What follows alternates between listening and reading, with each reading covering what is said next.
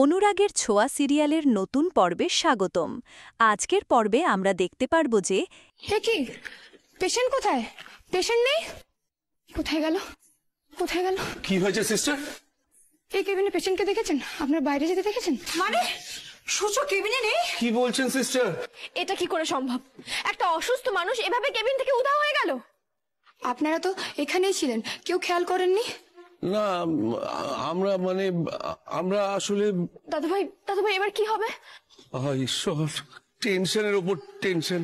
সূর্য এখন কোথায় গেল, কোথায় খুঁজবো?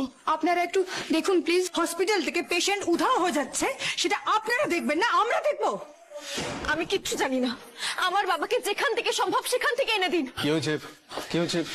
স্যার, পেশেন্ট কখন কেবিন থেকে চলে গেছে আমরা কেউ কিচ্ছু জানি না। হোয়াট? Oh my God! আপনারা প্লিজ টেনশন করবেন না, আমরা দেখছি। চলুন আপনি আমার সঙ্গে।